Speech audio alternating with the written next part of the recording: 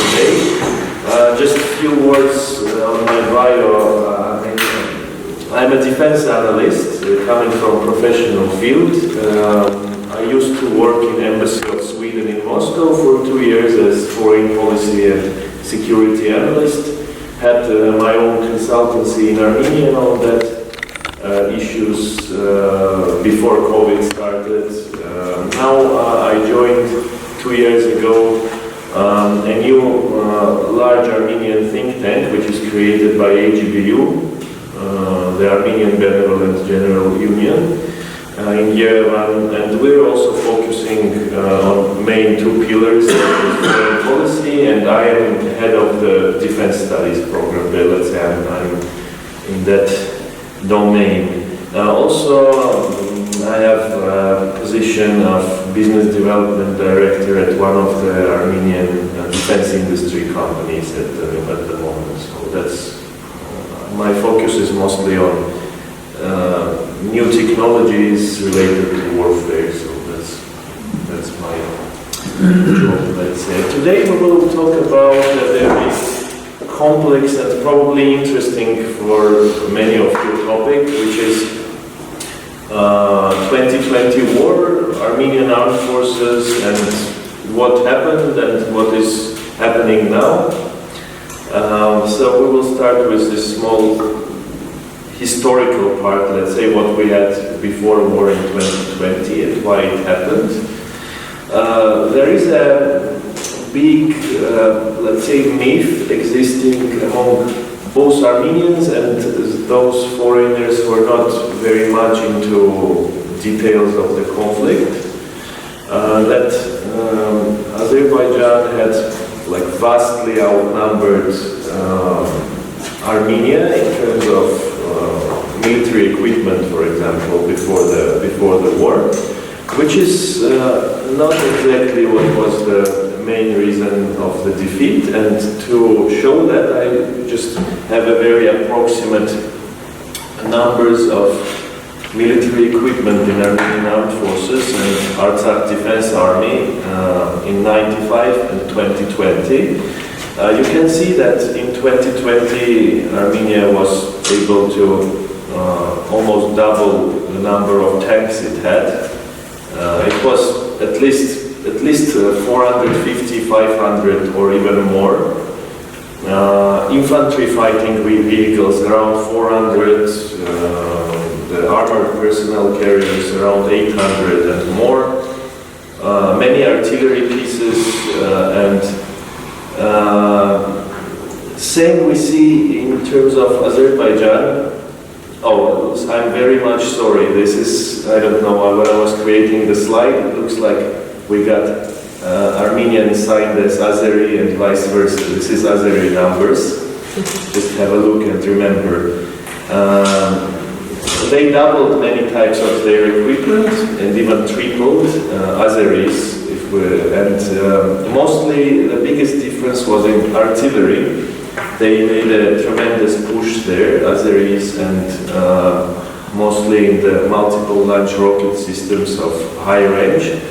At the same time, in terms of many types of equipment, this is Armenian numbers. You see that number of tanks is not that dramatically different from Armenia.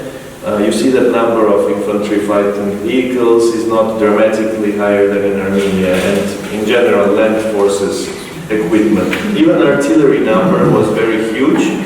The number of 723, if you will compare it to what aid Ukraine got in during this war from West, it is less than what Armenia had in stocks before the war in 2020. So almost twice of that.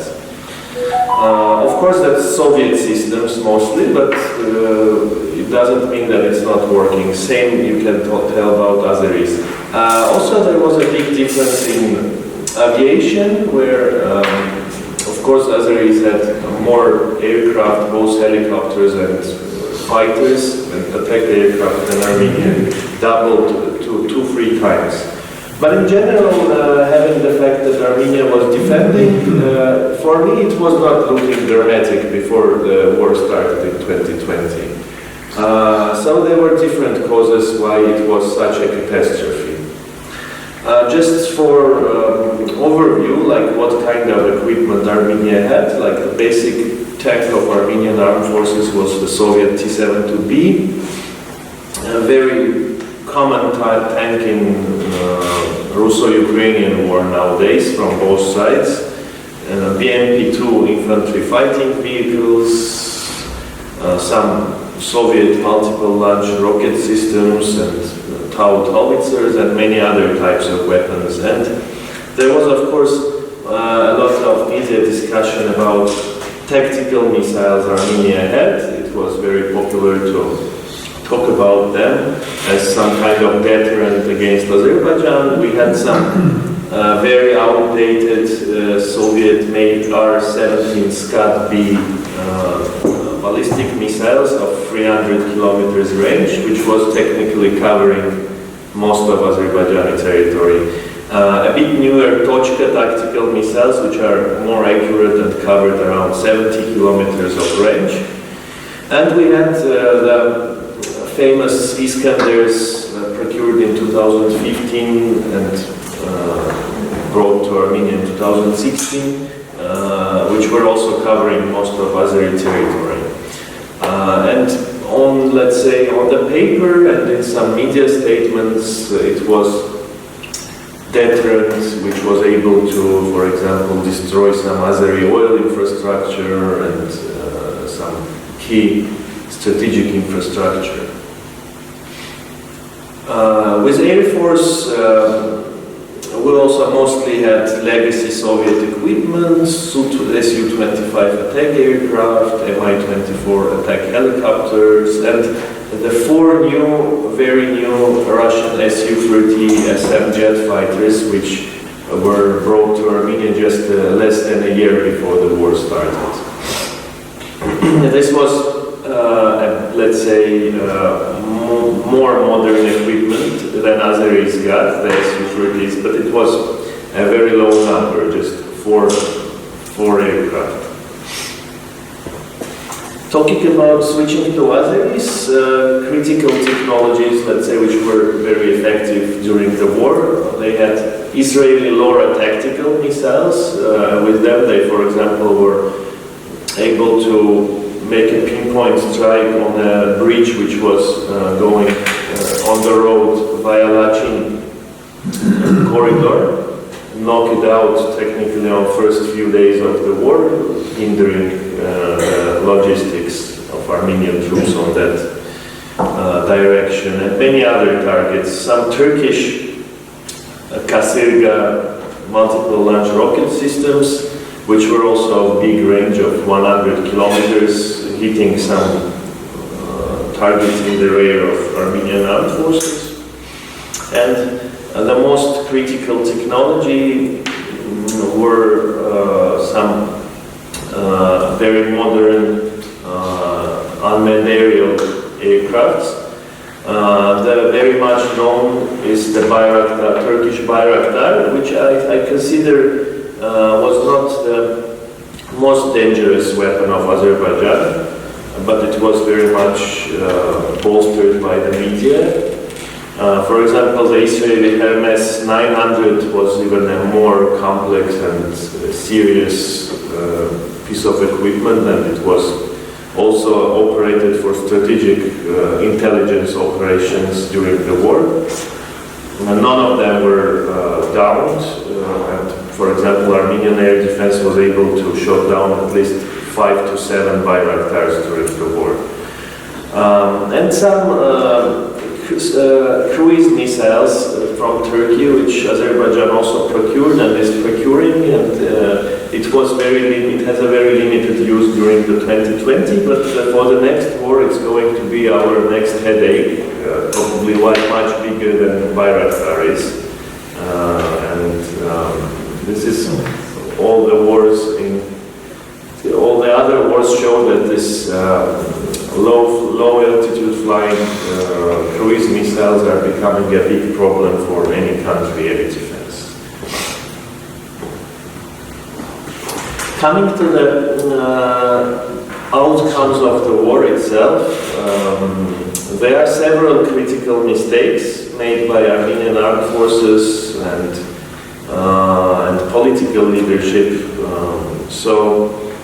If we imagine that one or two of those were not present, probably the result wouldn't be that catastrophic, and it would be possible to not to lose it this way. And the first one is surprisingly lack of echeloned modern defense infrastructure on some directions in the Karabakh, especially on the south, where there was technically a large plain territory, and there were only mostly two lines of defense, and they were not that heavy, or there were no tunnels or lots of concrete bunkers there, which was absolutely possible to do in 30 years. And you can say that it costs lots of money when you have a conscript army, which you can use for construction also, and you don't pay them any money for that. So it's just the price of concrete you use. And in Armenia, Iran is nearby, for example, where the concrete, you can buy the materials for very cheap prices. So that was one of the biggest problems. After breaching these two lines in one place on the 4th, 5th day of the war, it was technically very hard to stop them, because they just entered a very free territory and were able to maneuver there and use their use their numbers, let's say, use their special troops, which were in small groups infiltrating Armenian rear, taking the mountains there and correcting artillery fire and drones from there. So that was one of the biggest problems.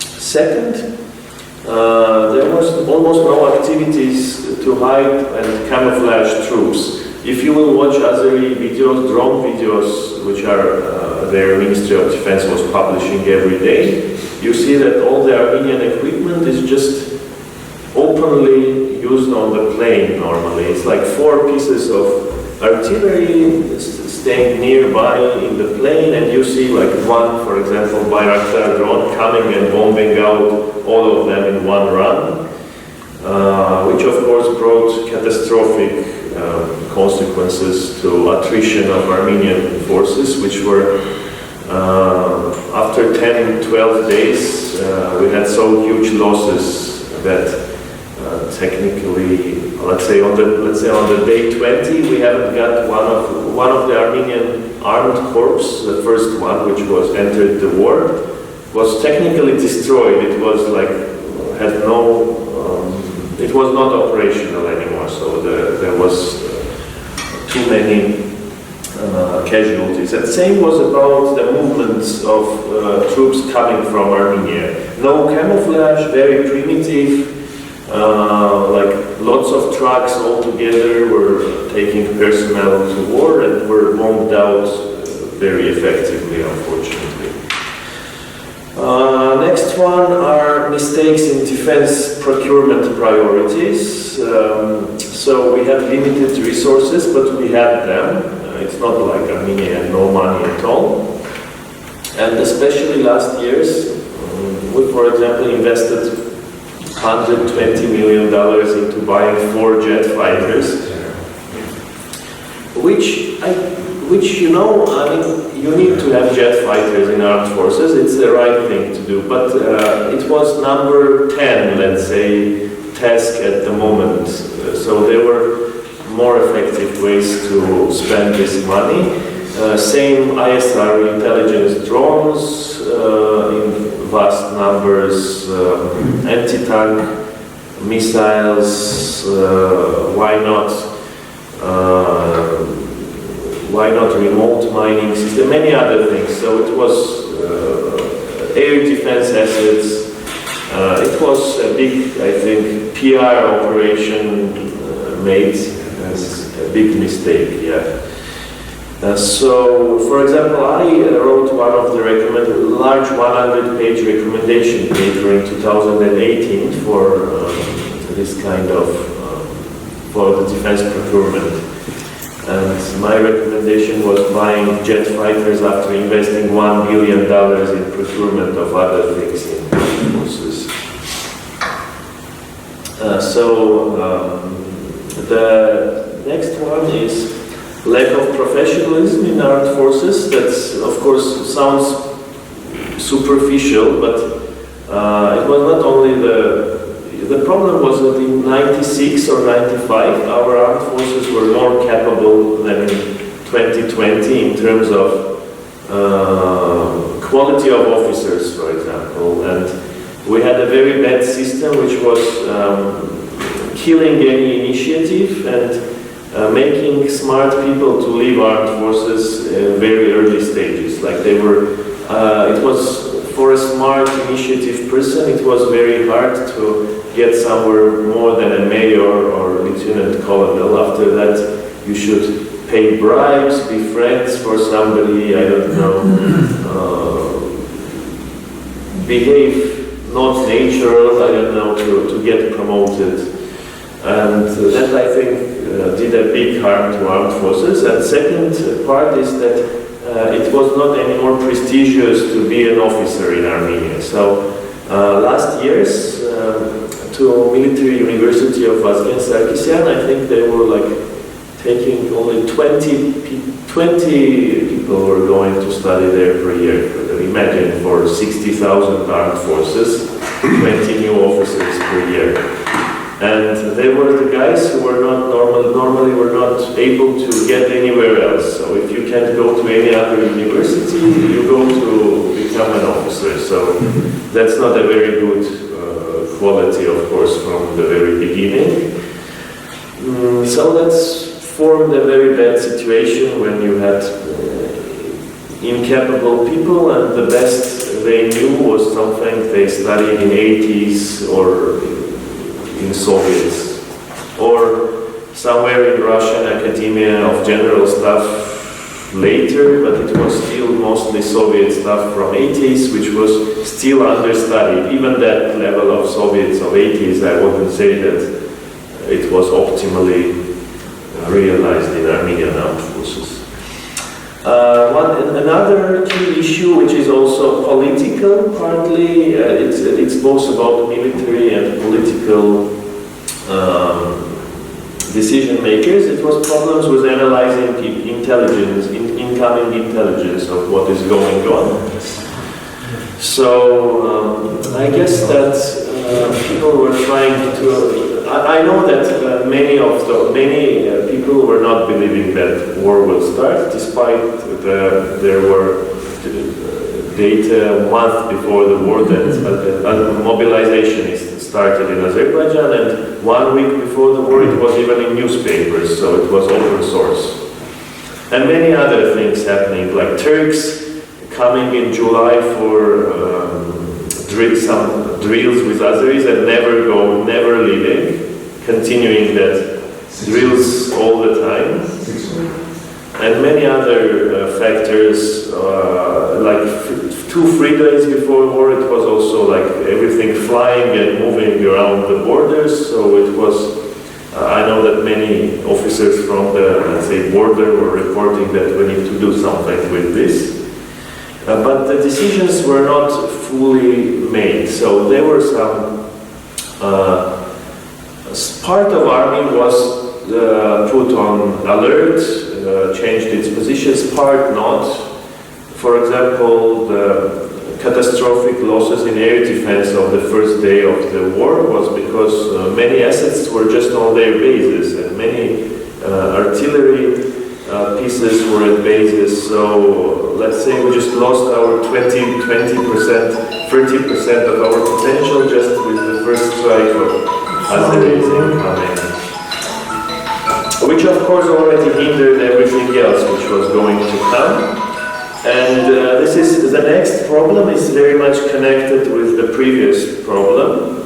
There was no decision to reinforce Artsakh troops before the war started. So imagine if we started war with not with 18,000 Artsakh army, but with 40,000, if like one or two, like two Armenian army corps would have entered the territory of Artsakh before the war started, for drills, let's say, or something like that.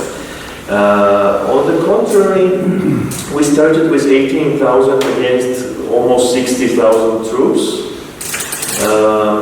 And we had, of course, problems with reinforcing the Artsakh troops, as I told before, because of air dominance of Azerbaijan. So you can't easily move your troops if your enemy got air superiority and is hitting everything and seeing everything on drones. And as a result, just a small breach in the defense, and there was no troops, no reserves to cover that breach. So one regiment was not effective, and everything was lost at that moment.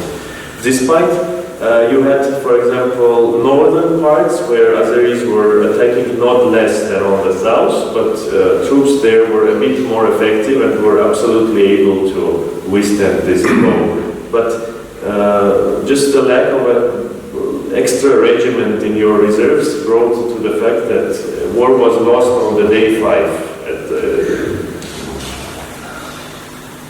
It could have been lost less, let's say, less catastrophic manner, but Azeris were already in the best case scenario. It would be -2-3 southern regions which were surrounding Nagorno-Karabakh autonomous oblast. So that's like the main ones. There are like hundreds of different other problems, but we probably don't need to focus on them here. It's more. You can start writing a book about that, of course. Then I will start switching a bit more to analysis of what happened and to lessons which can be learned. Also will start comparing the situation in Karabakh with situation in Ukraine now, because many things which people thought right after Karabakh were not that right when we saw another longer war of more capable adversaries. The role of unmanned aerial vehicles was praised by media after the 2020 war everywhere, like Bayraktars won the war, and you have seen that in many think tanks, in UK also, which was only partly true.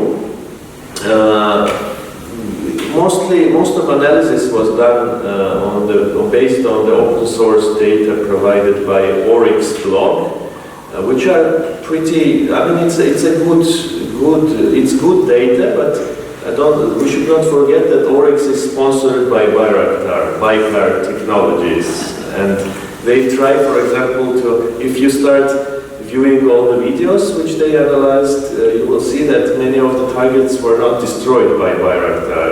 He's trying to very much focus everything on the Bayraktar itself. But this is a table according to Oryx, like that. 58% of tanks were hit by Bayraktar drones, 50% of armored vehicles, 85% of artillery, and many other things. This is a bit of a segregation. Of course, in many cases, Bayraktar was doing intelligence operations while targets were destroyed by other means. Moreover, like there is an example when on the video,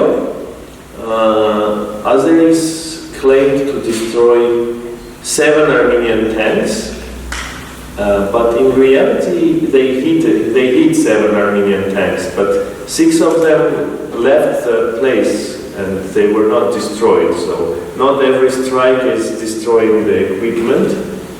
And on the photo later of this place, we can see only one tank left here. So others were either damaged or even not damaged. So they were able to move out from there afterwards. Crews were not killed, and the equipment was. And there is another, let's say, recount of this data made by other more professional person. Which is showing that, for example, the drones Azeris used were not very effective against many types of targets, especially the tanks. It's only half of what Oryx had told that was destroyed, really. Others were either damaged or were able to leave, were not even damaged as a result of strikes, because normally drones are not carrying very big payloads, so the bombs used are pretty small. It's not every time they are able to destroy a tank. But anyway, the role of drones was very high because Armenian air defense was disorganized and was not able to be effective. And to be fair, failing against the same Bayraktar is not a very good sign, because that drone is not that kind of, I don't know, wonder weapon, and in Ukraine it is an absolute fiasco. Ukraine lost all of them on the first 3 months of war. So all 50 they had. So I will now go a bit to trends of warfare, which we can try to compare from Nagorno-Karabakh war and Russia-Ukrainian war, which can be used for understanding the future problems and how to solve them. It is first one very interesting topic is civilian drone implication. This started way before 2020. It was technically ISIS which started using this. And even this popular grenade dropping devices, it was ISIS who started using it. And the first tank which was burned down by a DJI Mavic drone dropping a grenade was Iraqi Abrams tank of American origin. In 2016, Armenian armed forces, very locally, sometimes used DJI drones also, Chinese DJI drones, but it was not systematic. It was normally bought by some diaspora people and sent there, so it was not very systematic, and the effect was also not systematic, of course. The Russia-Ukrainian war, it just became such a massive instrument that at the moment both sides are, together are losing about 10,000 of those Autels or DJIs per month, not per year. They lose 10,000 per month. So it's it's absolutely huge. And now they do it systematically, so it's not only private fundraising, which is also there, but there is also state money behind that, and armed forces is working with that. And the new trend are these FPV drones of last 7-8 months in Ukraine. That's a sport drone.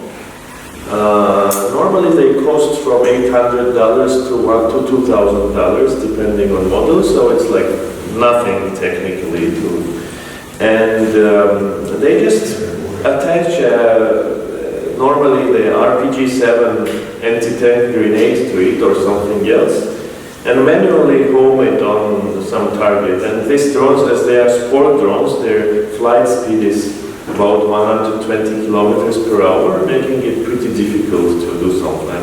The only problem with them that the qualification of operator should be pretty good. As they fly fast, it's the only problem. So that's why the efficiency for, let's say, average operator is not more than 15%, 20%. but imagine that it costs only $800. So, and this stuff is also used now by, I don't know, 10,000 per month by the sites, and growing. So it became something, as I knew some Ukrainians were producing it, others if it's a Soviet produced. Another trend which we saw effective both in Karabakh and Ukraine is loitering munitions, or so-called kamikaze drones, which are hitting themselves to the targets. And it was very effective against Armenian air defense, and it is very effective against Ukrainian artillery nowadays. The same kind of munitions, Lancet, Russian Lancet, or Israeli Harov, Sky Strikers, and Orbiter 1K. What is difficult with them, they are pretty small, and air defense is, with traditional air defense, it's very hard to hit them, because normally you see them too late. So you need a different approach to fight these targets. And there is probably no yet a single country in the world which have like this, the right idea how to do that. So they try different ways, but it still is pretty effective. So the other thing is in Ukraine is, which we haven't got in our war, is big loitering munitions, the Iranian Shaheds, the famous ones, which fly very long range, but they are easy to intercept. At the same time, they cost only $50,000, and the problem is becoming that air defense missiles you use cost more than these drones. So you just continue sending waves of 50 of them every day, and in a year you see that stocks of European countries of air defense missiles are almost close to critical. So, and then after they are close to critical, you can start using manned aviation, for example, or the same Shaheds, which are already not being shot down every time. But in good times, Ukrainians were able to shoot like 90% of them down. It's also important to mention the role of artillery, which was very high in both in our conflict and in Russo-Ukrainian war, and very much overlooked by Western armies for last several decades. And I just counted how many artillery pieces, the ratio per serviceman different armed forces had, and we see that it was very high in Armenia and Azerbaijan, so one piece of artillery per 160 soldiers. In Russia it's 1 per 202, but if you take the stockpile Soviet stuff, it's 37 per 37 soldiers. There is one piece of artillery. Ukraine is also a very high number, but if we go to France, for example, we see 1,000 per, there is one piece of artillery per 1,500 soldiers, or in Germany per 1,100, so it's much less. And even in absolute numbers, Armenia had twice more artillery than France or Germany had, despite their armies are much bigger. So the trend now is that this is back king of the battlefield, and everybody is investing in that, and Armenia is not behind that trend, procuring from, if we believe Indian media, up to 150 pieces of artillery from India at that point. Another interesting issue is intelligence and precision-guided weapons. Armenia has pretty poor intelligence in this war, to be true. both technical and human intelligence, I mean, and had almost no precision-guided weapons, very few of them. Like Iskander missiles, which were because of lack of political will, were not used until the very last day. And Azerbaijan, they had an integrated unmanned aerial vehicle, drone intelligence, and guided munitions for mostly every types of weapons. And that's why that was such tremendous, especially against uncamouflaged, not hidden equipment everywhere. So one strike, one kill normally was done by them. While for Armenia, for example, you need to shoot your divisions and batteries of artillery for hours sometimes to destroy something serious. Russia-Ukrainian war, we have other problems. For Russia, it's also poor intelligence. Now it's becoming better, but first 1 year it was just a catastrophe. And they have only this long-range guided munitions, like some cruise missiles which fly 1,000 kilometers, Iskanders, but they don't have the cheap tactical level things with low range. Now it is changing, but it took 2 years to start producing a bit more of that. So with poor intelligence, Russia used up to 2,000 operational level guided munitions in first 2 months of war, which is comparable to what NATO used against Serbia in '99. As a result, not destroying Ukrainian Air Force, not destroying Ukrainian defense industry, not destroying Ukrainian air defense, and actually with very limited results. With Ukraine, it's different. They initially are more focused on tactical level, and they had very good intelligence because both they have software packages for that, for integrating it with firing means, with artillery, by the way, developed by themselves. And they, of course, have all the NATO input coming from US and Europeans. So that made a huge difference during the first year when Russians were yet able to fire, 4,000 shells, artillery shells per day in some operations, while Ukrainians were able to fire 4,000 or 5,000, but generally holding them off mostly. In the worst case, they were fighting for city like Bakhmut for 5-6 months, and Bakhmut is smaller than Vanadzor in Armenia, just to compare. It's just 50,000 city, and according to Russians themselves, to Yevgeny Prigozhin, who was later killed, 30,000 troops of his Wagner died in Bakhmut just to take this small city. I'm not talking about Russian army troops, there should be something more there.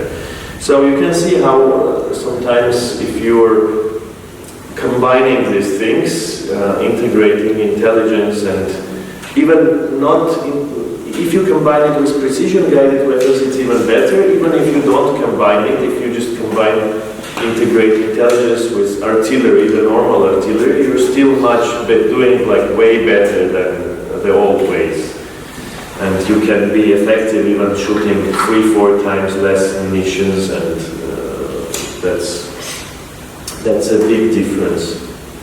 Not unreachable for Armenia, by the way, in terms of software packages and things like that.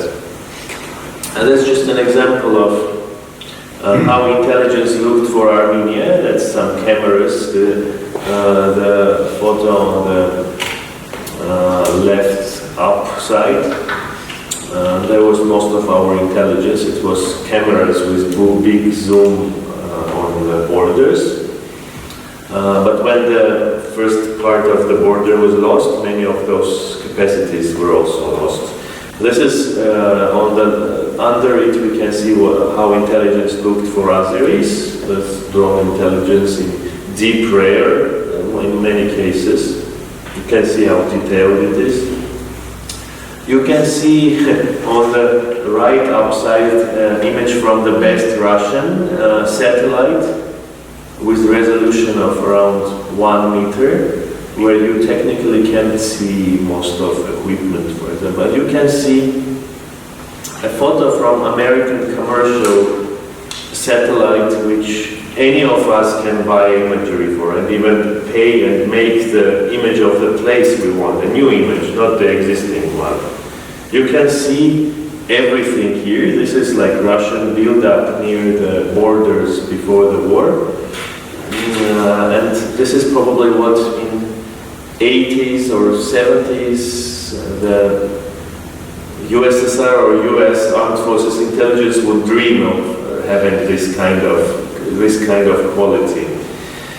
So I was trying to say that it is all possible to do, and the integrated intelligence was developed by a Ukrainian private software company, which is not something crazy. It's not Lockheed Martin or it's not Microsoft. It's something comparable to what we have in Armenia. You have many means of intelligence which you can use just investing some money in it, just the commercial ones. So there is a way if you want to change something. And to be fair, balance between Ukraine and Russia was much more a catastrophe than what we had between Armenia and Azerbaijan in 2020. Next domain is combat aviation, which in Karabakh war was not that big, the manned combat aviation. Armenia had some episodic use of Su-25 attack aircraft, but it was not very effective. Azerbaijan had effective application of that aircraft after the air defense was found out already. The capacity was downgraded on the later stages of war. Especially it was effective because they had Turkish-produced laser-guided bombs, and it was heavy pinpoint strikes on some objects in the Armenian radar. In Russian-Ukrainian war, it's of course a much different topic, but still useful to understand. Russian Air Force is very ineffective despite having such a huge dominance in terms of numbers. For example, Russian combat aviation count is before was probably around 900, 1,000 aircraft, while Ukraine had barely 150 flying aircraft. And of course the quality was also different, so Russians had like 300 of newer ones produced in the last 10 years, and Ukraine had none of that. But what Russia did, pilots are flying less than 100 hours per year. Their training was not sufficient. In NATO, they fly 180, 200 hours per year. In Israel, they fly 280 hours per year. And Russia never trained operations, so-called SEAD operations, separation of enemy air defense. So they were not able to conduct that in Ukraine on the first days. Until now, Ukrainian air defense is functioning, and anytime Russians are trying to go a bit further than just supporting troops on the borderline, they are starting very fast losing the aircraft. So that was, I think they tried a few times last month, and it was like 3 bombers per day. They lost once, 3 bombers in one day when they made an attempt once again. So with Ukraine, it makes no sense to look at that too much because it's limited capacity, but there are let's say, lessons of flexibility once again, that you can hide your aircraft and the enemy's first strike is not destroying them. You can use them from your roads sometimes to take off, not from your air bases, which enemy knows where they are. And as a result, even out of this 150, they still have flying air force. Of course, it's limited, but it's fantastic that it still exists after 2 years. So the flexibility is a very important thing, which we very much lack in Armenia.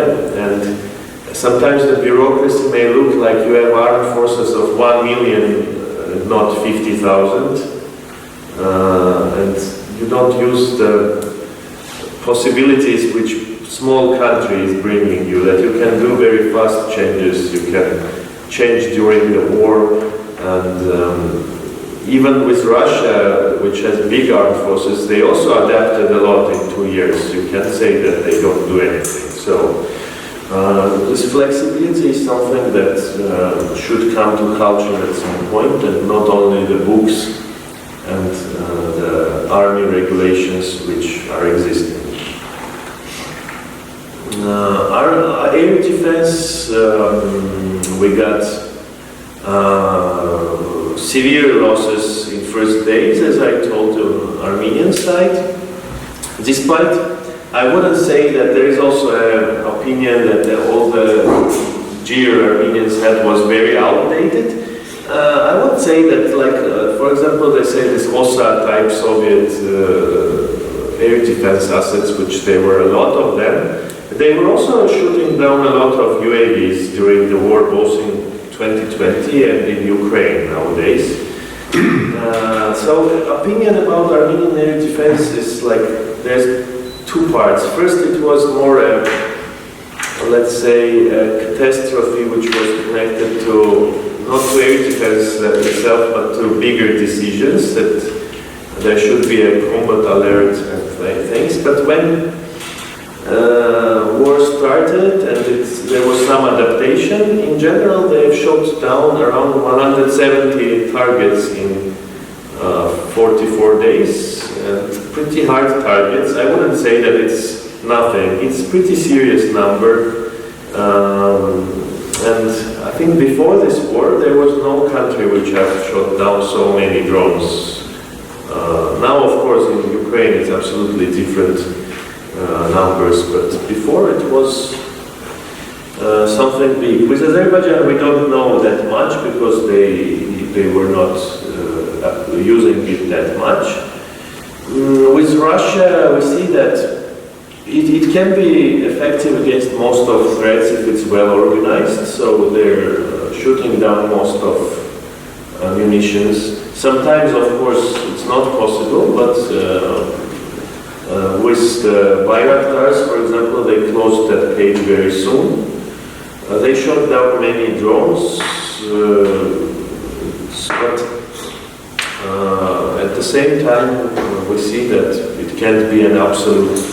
Sometimes you still have breaches there. With Ukraine, it is the same.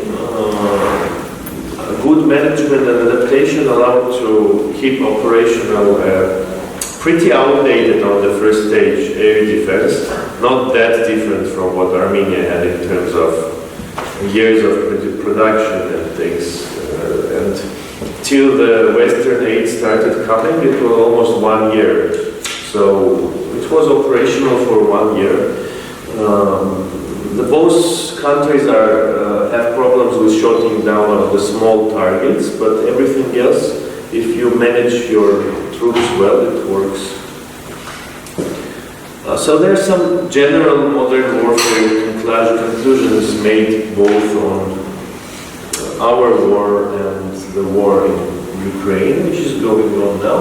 There's this large male class, the class which is Bayraktar includes, and the bigger drones than Bayraktars are not ready to fully replace manned aviation. They're easy targets for well-organized air defense and can work only against weak targets, against weak countries with weak air defense. or if everything is already suppressed. We can say that these light loitering munitions, kamikaze drones, are very effective, even in complex air defense environment, and especially against air defense they are very effective. That upgraded, let's say, civilian class types of drones are very important at this very moment. So for Armenia it should be a very probably easy way to bring up some new capacities, some mass procurement of those. Of course that may not work in 4 or 5 years, there will be an antidote against that, but as a, let's say, something to do now, and not investing that much of money, I would say a good way.